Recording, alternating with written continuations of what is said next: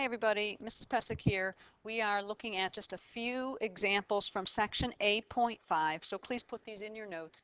I think you know how to use quadratic formula, but let's just go over it. The quadratic formula is a formula to help you solve quadratic equations that are, let me back up, that are of this form, ax squared plus bx plus c equals 0. So if you are asked to solve something in this form, you would do negative b plus or minus square root of b squared minus 4ac all over 2a. So in this case, in this example, a is 2, b is negative 4, c is negative 5. So if we plug this in, we would get opposite of negative 4 plus or minus square root of negative 4 quantity squared. Make sure you always put parentheses around that b value because that should always end up being a positive once you square it. Minus 4 times 2 times a negative 5. And this is all over 2a, so that's 2 times 2. So simplifying this, we would get x equaling 4 plus or minus, let's see, we get 16.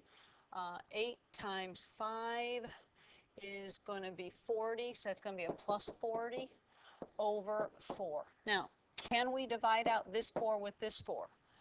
That's not just a no, that's a big no, because this 4 up here is a term, not a factor, so we cannot divide those out. So let's back it up here to this step, and then we're going to rewrite this as 4 plus or minus square root of 56 over 4. It is okay to rewrite this as two separate fractions. So we could say 4 over 4 plus square root of 56 over 4. Now it's okay to divide out and say, oh, 4 goes into 4 once and into 4 once. So I have that. And let me slide this example down a little bit. And then the square root of 56, we can simplify that. Square root of 56 is the same as square root of 4 times square root of 14. 4 is a perfect square, which is why I broke it up in that way. So I get 2 times the square root of 14. So I think I'm getting 1 plus or minus 2 square root of 14 over 4 as my answer. And is it okay to divide out this 2 with this 4? Yes, because both of those are being our factors. The 2 is being multiplied by everything else in that numerator. So I think our final answer here would be 1 plus or minus square root of 14 over 2. And I'm sure if I did something wrong, you will let me know. Let's take a look at this one here. This one is, let's see, negative b plus or minus square root of b squared minus 4ac all over 2a. That's our formula again, the quadratic formula. And so when we plug things in, we are going to have negative, opposite of b. Remember, this is our a. This here is our b. 18 is our c. So I'm going to have opposite of negative 24. So that's a positive 24 plus or minus a negative 24 squared minus 4 times 8 times 18. And this is all over 2a. So this is all over 2 times 8. And then you would work that out and see what you get. And if I grab a calculator here, actually I should just pull one up on the screen, but that's okay. I'm not going to do that. Let's see. If I just grab a calculator and I'm doing negative 24, oh, I know. I should do this on the big screen just so you could see the easiest way to do all of this with your calculator. So let me do that, because I think that this will help you with your homework, especially because I assigned you one that's got a bunch of messy decimals, and you could just have your calculator do all the hard work here. So let's see how long this takes for it to load. I'm going to put this on pause so I don't kill your time here. Okay, so now that I have my calculator up, I'm on a calculator page, and so I'm going to type this in. I'm going to get a fraction template going, and I want 24, and I can't do plus or minus at the same time, so let's just do plus. And then I want square root of negative 24 squared. Notice I'm going to put this into parentheses. Negative 24 squared goes on the outside of the parentheses, and it's minus 4 times 8 times 18. And I'm going to drop down here to the denominator, and I need 2 times 8. So that's what it looks like. And I'm getting my answer is 3/2. And I mean, what could be easier than that? Well, this is what's easier than that. I don't have to retype it to do the minus. I can just do up click, push enter to get that back on the function line. And now I'm just going to edit and change that plus to a minus. So I'm just going over here, delete that plus, put in a minus. Make sure you do minus, not a negative, right? It's got to be a minus. And then I push enter and I get 3/2 again. Oh, I think I know why. I'm like, shouldn't be surprised by this. -24. Let me back this up. Delete. If I do 24 squared, I'm getting 576. And I bet if I do 4 times 8 times 18, that is also equal to 576. Yep. So that radicand, what was underneath the radical, was equal to 0 both times, which is why I got 3/2 or 3/2. So getting back to our work here, so our answer is really x equals 3/2 or x equals 3/2. Why am I writing that twice? Just to kind of start giving you the idea that sometimes equations can have repeated solutions, and that's what's going on in this case. Okay, I do want to look at solving higher polynomial equations, or solving polynomial equations of higher degree, I should say. And so in this case, we're doing x to the 4th minus 81. And so I think what I want you to notice about this is that x to the 4th is a perfect square, 81 is a perfect square, and there's subtraction. So when you see this, you should be thinking, hey, I know that formula. That's a squared minus b squared factors into a plus b, a minus b.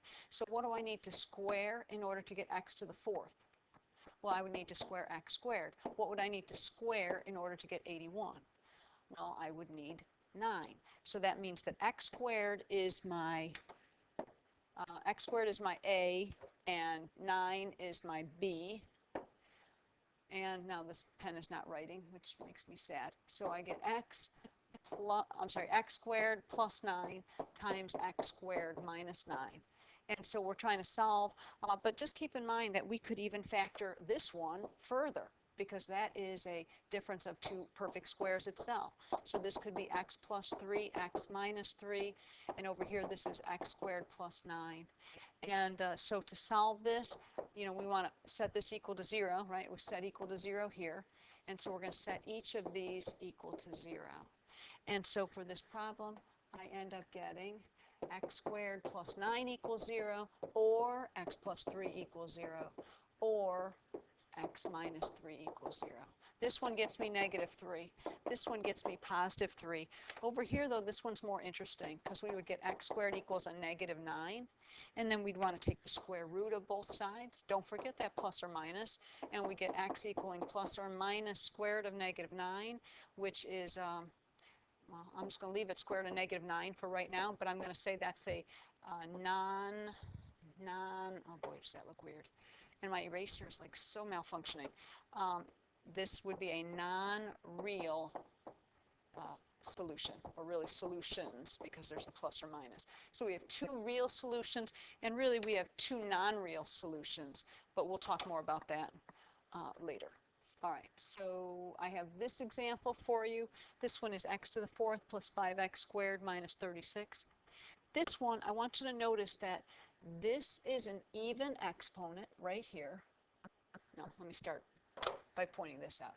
This is an even exponent right here, and this exponent right here is half of that first exponent, half of the leading exponent, and this right here is just a constant term.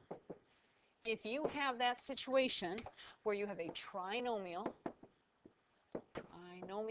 that has those 3 things, leading coefficient has an even, or the leading term, I should say, has an even power, or I should say it's even degree, and then the degree of the middle term is half of that degree of the whole thing, and then the 36 here, or whatever that is, that's a constant, then you might be able to solve it using product sum.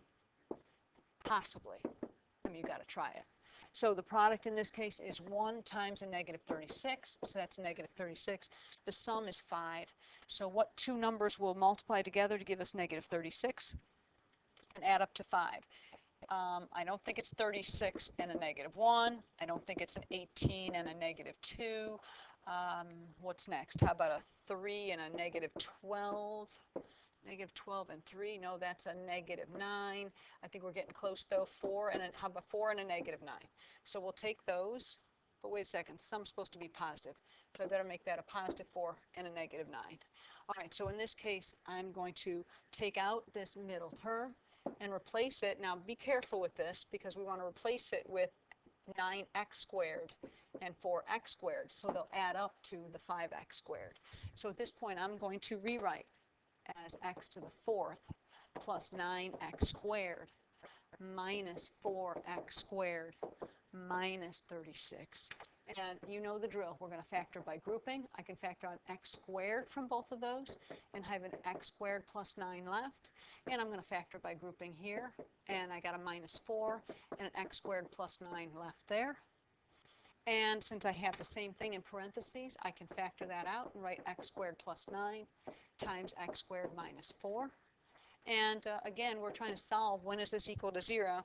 So you can set this equal to 0, you could set this equal to 0, or you could factor that x squared minus 4 further. Or just be careful when you're solving. So I get x squared plus 9 equals 0. Come on, eraser. There we go. X squared plus 9 equals 0. So I get x squared equals negative 9. So here we get with that square root plus or minus, I get x equaling plus or minus square root of negative 9. Those are going to be two non-real solutions. But over here, if we set this equal to 0, we get x squared equals 4. Take the square root. Don't forget the plus or minus, and you get x equals plus or minus 2. So we have those two solutions. Are we okay with this? I hope. All right, and that's, I think, all I was going to show you. Yeah, we'll talk about this big warning next time in class. All right, so that's it for this video. I hope you are ready to do the homework that was assigned last week and the homework that's assigned this week, well, the two things on your Blackboard assignment for homework due next class. All right, and thank you for watching, and we'll see you next time.